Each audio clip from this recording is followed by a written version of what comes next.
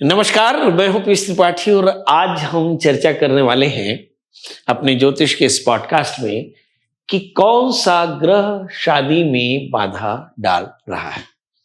मेरा ख्याल है कि आज नौजवानों का सबसे बड़ा सवाल, जिनके पास एक करियर है, अच्छा पैसा है, शोहरत है, खूबसूरती है, फिटनेस है, मगर शादी नहीं है। जी, ज्योतिष में अगर हम देखें तो यह स्थान शादी का माना जाता है। जी, अगर हम गणना करके देखें तो 1 2 3 4 5 6 7 जन्म कुंडली का जो 7वां हिस्सा है, इस स्थान से हम शादी को देखते हैं। अब आप सोच रहे होंगे हम चर्चा शादी में बाधा की कर रहे हैं। जी, तो इस स्थान पर अगर क्रूर ग्रहों का असर पड़ जाए, जी, तो अगर क्रूर ग्रहों का असर पड़ जाए तो शादी में विलंब हो सकता है। चलिए, तो अब देख लेते हैं कितने क्रूर ग्रह हो सकते हैं। सबसे पहला क्रूर ग्रह जो आपको मालूम है, सूर्य। यदि सूर्य का प्रभाव इस स्थान पर आ जाए तो हम मान सकते हैं कि आपकी शादी में प्रॉब्लम आ सकती है। दूसरा क्रूर ग्रह होता है मंगल। जी, मंगल बड़ा फायरी प्लैनेट है और कई बार ऐसा होता है कि मंगल के कारण भी आपकी शादी में बाधा हो सकती है। इसके बाद आता है शनि। शनि भी एक क्रूर ग्रह है और इसके कारण भी आपकी शादी में बाधा आ सकती है। और एक क्रूर ग्रह है राहु, ये भी आपकी शादी में बाधा पैदा कर सकते हैं। और 5वां क्रूर ग्रह है केतु, इसके कारण भी शादी में बाधा आ सकती है। मोटे तौर पर आपने समझ लिया कि ये जो 7वां स्थान है, ये बड़ा सेंसिबल होता है। और इस सेंसिबल जो स्थान है, इस स्थान पर अगर कहीं इन क्रूर ग्रहों की दृष्टि पड़ जाए या इस स्थान के स्वामियों के साथ क्रूर ग्रहों की पूर्ण दृष्टि पड़ जाए तो ऐसे जातक को कई बार बहुत ज्यादा विलंब हो सकता है, शादी में परेशानी हो सकती है, शादी में अलग अलग तरह की प्रॉब्लम्स आ सकती है। अब सवाल ये उठता है कि अगर ये 5 ग्रह कारण है तो एक एक करके हम इन 5 ग्रहों को देखते हैं। हम बात करते हैं सूर्य की। सूर्य की 2 दृष्टि होती है। सूर्य की जिस स्थान पर सूर्य बैठता है या फिर सूर्य की 7वीं दृष्टि। तो सूर्य अगर इन स्थानों में बैठ जाए या फिर इस स्थान के स्वामी के साथ सूर्य बैठ जाए तो आप जाने रहना कि आपके विवाह में बहुत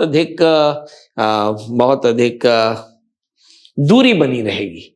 क्योंकि सूर्य का काम विघटन करना है तो आमतौर पे सूर्य रिश्तों को जलाकर राख भी कर सकता है। इसलिए अगर किसी जातक की जन्म कुंडली में लग्न या 7वें स्थान में सूर्य हो या सप्तमेश सूर्य से आक्रांत हो जाए तो ऐसी स्थिति में बहुत ज्यादा तकलीफ आ सकती है और आपको बड़ी सावधानी से सूर्य की शांति करानी चाहिए।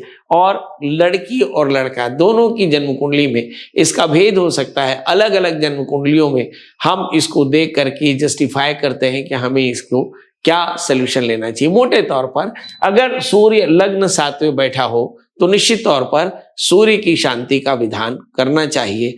अब शांति पर हम आगे चर्चा करेंगे, पर जाने रहिए कि सूर्य अगर लग्न में 7वें में या 7वें स्थान के स्वामी के साथ बैठ जावे तो निश्चित तौर पर जाने की शादी में बाधा आ सकती है। अब हम दूसरा प्लैनेट देखते हैं, मंगल। मंगल की पूर्ण दृष्टि होती है लग्न। भाई, जिस जगह पर मंगल यहाँ लग्न में बैठा हो तो इसकी 7वीं दृष्टि 7वें स्थान पर पड़ती है। तो मंगल अगर लग्न में बैठा हो तो आपकी शादी में व्यवधान हो सकता है। मंगल की 4थी दृष्टि भी पूर्ण पड़ती है। ऐसी स्थिति में यदि मंगल 4थे स्थान में बैठा हो तो भी आपकी जन्म कुंडली में मंगल दोष के कारण बाधा आ सकती है। यदि मंगल आपके 7वें स्थान में बैठा हो तो भी आपके शादी में बाधा आ सकती है, क्योंकि मंगल अपने आप में बड़ा फायरी है। मंगल अगर 8वें स्थान में बैठ जाए तो भी आपकी शादी में बाधा आ सकती है, क्योंकि मंगल की 12वीं दृष्टि पूर्ण होती है और इस 7वें स्थान पर पूर्ण दृष्टि होती है। इसके अलावा मंगल अगर 12वें स्थान में बैठ जाए तो भी आपकी शादी में बाधा आ सकती है। क्योंकि मंगल 12वें में बैठकर 7वें स्थान को प्रभावित करता है, मंगल 8वें में बैठकर 7वें स्थान को प्रभावित करता है, लग्न और चौथे में बैठकर। आप लोग इसे मंगल दोष कहते हैं। इसे क्या कहते हैं? मंगल दोष। और कुछ लोग इसे मांगलिक कहते हैं। एक परसेप्शन है कि 28 साल के बाद मंगल दोषों का ध्यान नहीं करना चाहिए, पर ये सच नहीं है। अगर मंगल लग्न चौथे, 7वें, 8वें, 12वें स्थान में बैठ जाए तो मंगल दोष युक्त होता है, या फिर सप्तमेश के साथ में मंगल 6ठे, 8वें, 12वें बैठ जाए तो भी मंगल दोषों के कारण, भले ही इसे मांगलिक ना कहें, क्योंकि अगर मंगल सप्तमेश के साथ 6ठे स्थान में बैठ जाए तो ये मांगलिक नहीं होगा, मगर मुझे से लगता है कि इसका असर मैरिटल लाइफ में आ सकता है। तो मंगल के कारण भी आपको शादी में प्रॉब्लम आ सकती है, मेल फीमेल दोनों को। शादी मतलब किसमें क्या समाधान करना है, इस पर चर्चा करेंगे। हम अभी बेसिकली चर्चा कर रहे हैं अलग अलग क्रूर ग्रहों का दाम्पत्य जीवन या मैरिटल लाइफ में विलंब में क्या वजह बनती है, किस तरह से ये देखे जा सकते हैं। तीसरा प्लेनेट होता है शनि। शनि को देखें तो शनि अगर लग्न में हो, शनि अगर पंचम स्थान में हो, शनि अगर 7वें स्थान में हो, या शनि 10वें स्थान में हो, एक मन में आ रहा होगा कि क्या कोई कॉन्टेक्स्टली इसका विधान है? कहा नहीं, शनि की पूर्ण दृष्टि 3, 7, 10 पड़ती है। तो 7वीं दृष्टि में लग्न में पड़ा हुआ 7वीं दृष्टि, 5वें में पड़ा हुआ 3री दृष्टि, 7वें स्थान में बैठा हुआ शनि तो अपने स्थान को दुख दे ही सकता है, और 10वें स्थान में पड़ा हुआ 10वीं दृष्टि से 7वें स्थान को प्रभावित करता है, और इसके कारण भी कई बार शादी में विलंब होता है। फिर एक प्लैनेट आता है राहु। अब राहु के बारे में भी आपको अच्छे से समझना होगा कि राहु कैसे, कहां, कब आपके मैरिटल लाइफ को प्रभावित कर सकता है। तो राहु अगर आपके लग्न में बैठे हैं तो आपके 7वें स्थान पर पूर्ण दृष्टि डालते हैं और आपके विवाह में विलंब हो सकता है।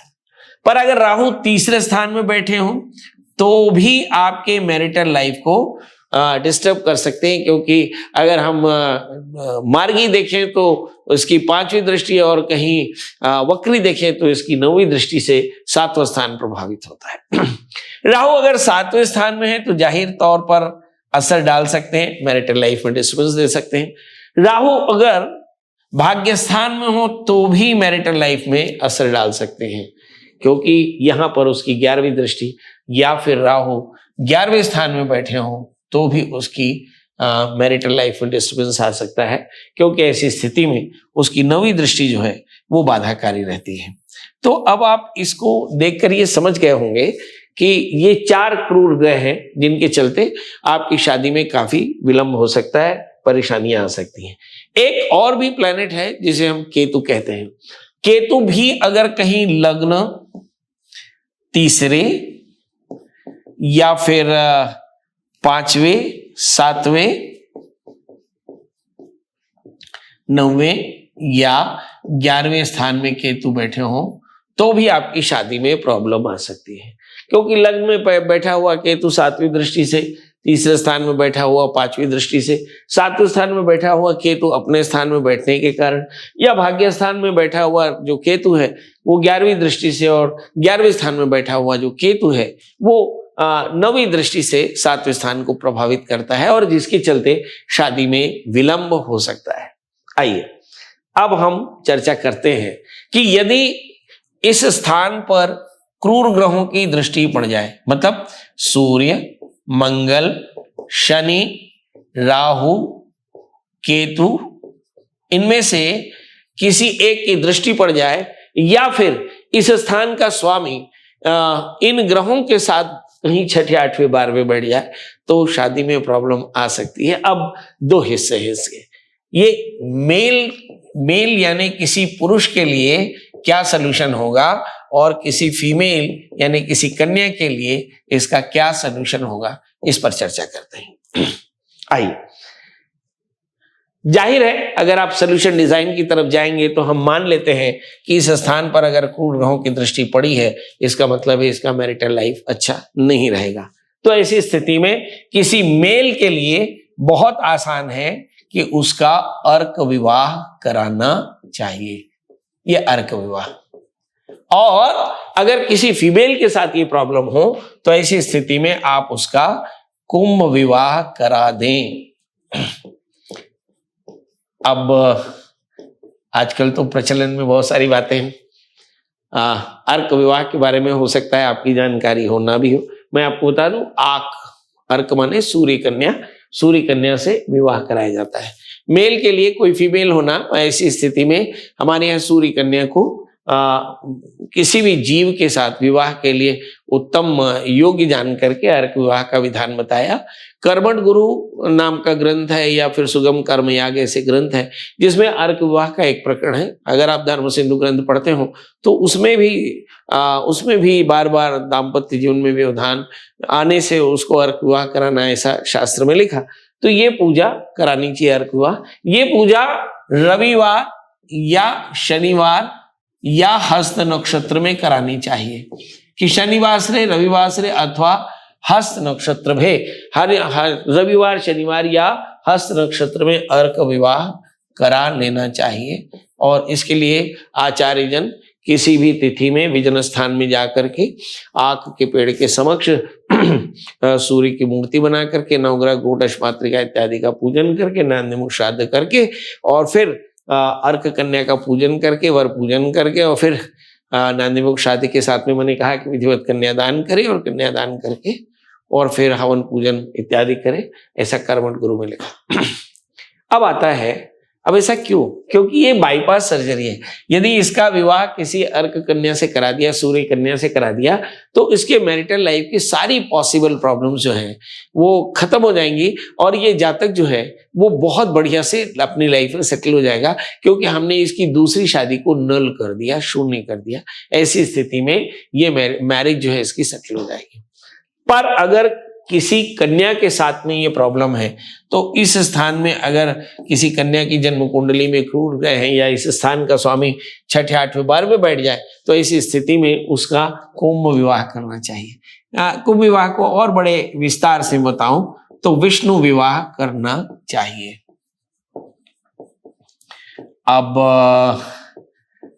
विष्णु विवाह, अब देखिए कि विष्णु जी का स्थापन काल वृक्षानाम साक्षात अश्वत्थोहम, पीपल के वृक्ष में भगवान की स्थापना है, तो इसको पीपल के वृक्ष के साथ में विवाह होता है। ये साकार ब्रह्म की उपासना का विधान है कि भाई एक पीपल में हम भगवान विष्णु का विग्रह देख करके उसकी प्रतिष्ठा करके विष्णु पूजन करके अपनी कन्या का दान कर सकते हैं।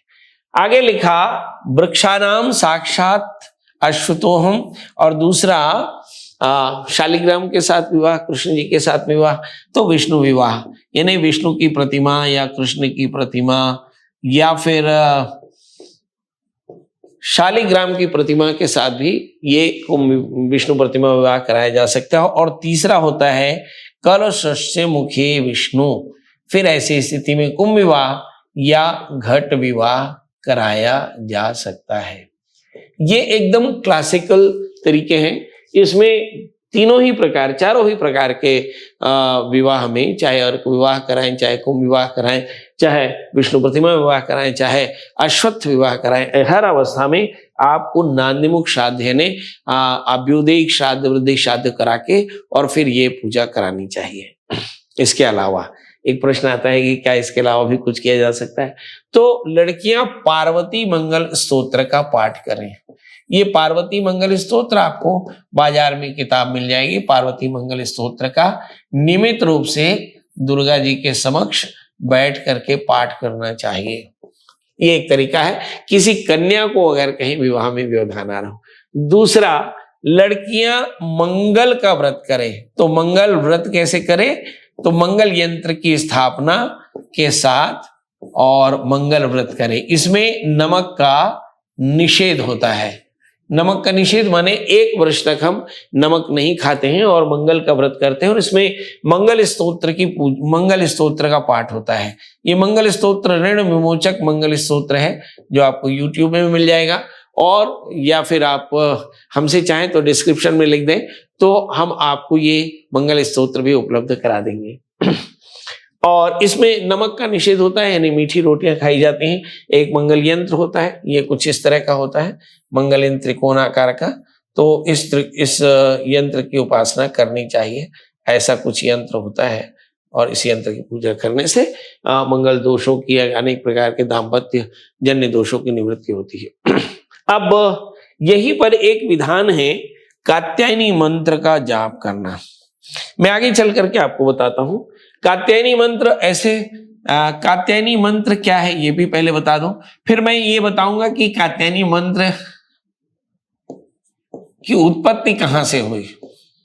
तो ये है कात्यायनी महामाये। ओम कात्यायनी महामाये सर्व योगनधीश्वरी, सर्व योगिन्यधीश्वरी, योगिन्यधीश्वरी।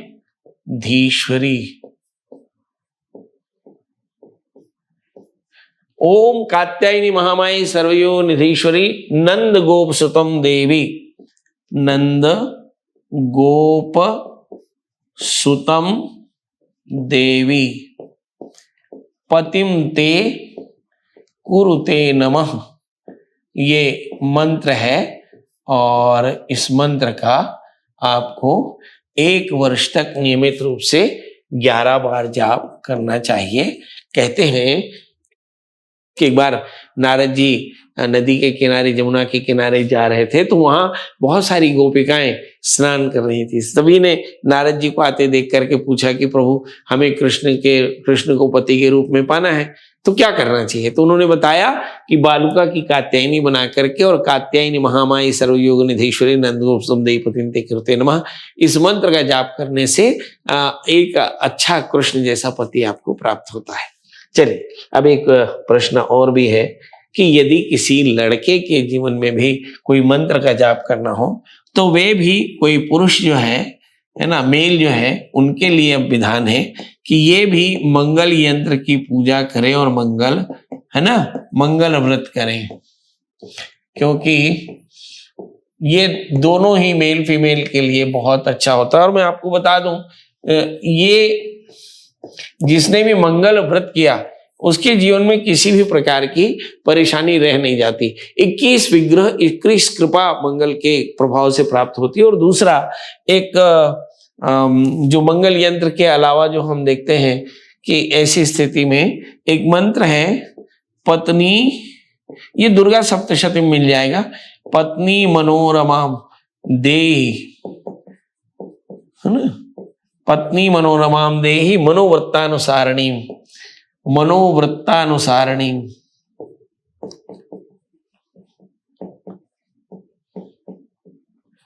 तारिणीं दुर्ग संसारस्य, तारिणीं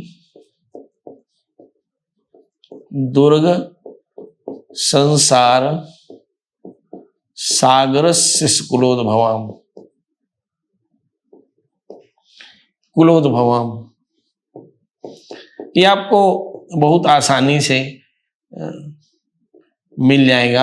आपको इसे हम देखते हैं कि नित्य पूजा में कोई लड़का जो है इस मंत्र का पाठ करे दुर्गा जी के समक्ष, पत्नी मनोरमाम देहि मनोवृत्तानुसारिणीं तारिणीं दुर्ग संसार सागरस्य कुलोद्भवाम, इस मंत्र का 11 बार नियमित रूप से 1 वर्ष तक जब करें, तो हम देखते हैं कि मेल फीमेल के दाम्पत्य जीवन में आने वाली परेशानियां दूर हो जाती हैं। इसके अलावा जैसे हम देखते हैं कि जो 7वां स्थान है वो शुक्र का है, तो आमतौर पे दुर्गा जी की पूजा आपके लिए बहुत फलदायी होती है। तो चाहे मेल हो फीमेल हो, नियमित रूप से दुर्गा महामाया की उपासना करें, इससे आपके जीवन के कष्टों की निवृत्ति होती है।